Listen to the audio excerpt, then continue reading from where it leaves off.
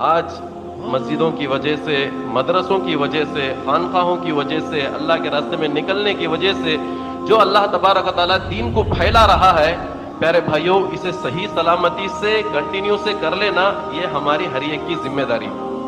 مسجد کے لائن سے، مدرسے کے لائن سے، خانقاہ کے لائن سے، تبلیغی لائن سے، کون سے لائن سے بھی تم محنت کرو کہ آج بھی ایک کام ہماری ذمہ داری میں ہمیں اٹھا لینا، جیسا میرے گھر کا جینا چلانا، میرے بچوں کو مہینے میں ایک بار پھرانے بلا لگ جانا، شادی بیاہ کا تو ہمارے گھر کی طرف سے جو رشتہ دار بلائے ہیں ان کو شادی بھی کرنا، جیسا ہمیں اپنی ذمہ داری سمجھتے ہیں ویسا یہ 4 کاموں میں سے یہ کام ہماری ذمہ داری کرو، ہم ہمارے سر کے اوپر ڈال لینا، یہ ہمارے سر کے اوپر ہمیں ڈال لینا۔ اگر بولتے ہیں دیکھو یہ غلطی ہم نہ خود ہو کو احساس ہونا، ہمارا محلہ رہے، ہمارے بڑوں کی قربانیاں رہے، ان کی محنت رہے، آج ہم لوگ سکون سے بیٹھ کر چھت کے نیچے بیٹھ کر آرام سے دین کی بات سنتے ہیں۔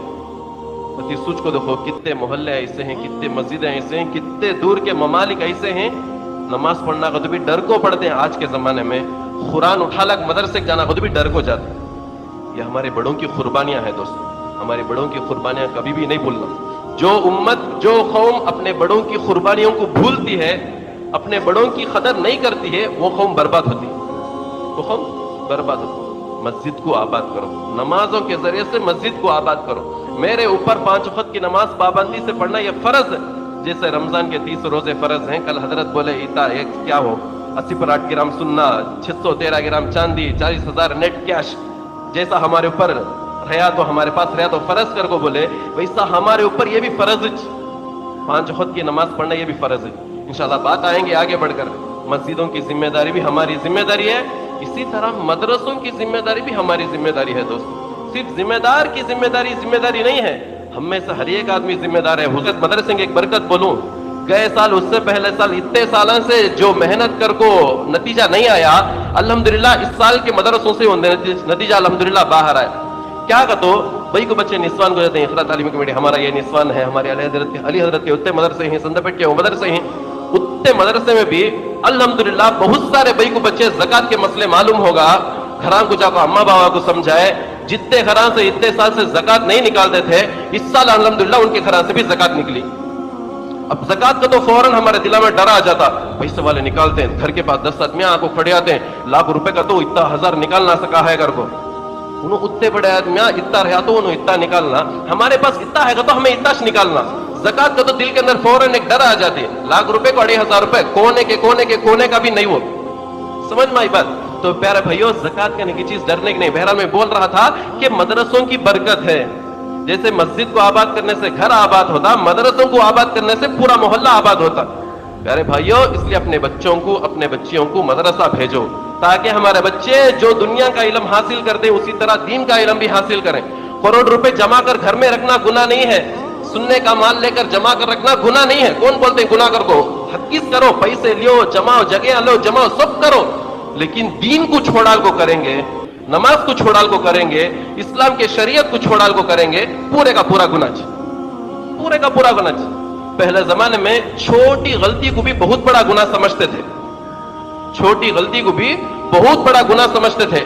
آج ہمیں بہت بڑا گناہ کرتے ہیں، لیکن غلطی کرنے کا احساس بھی ہمارے دل کے اندر ہے۔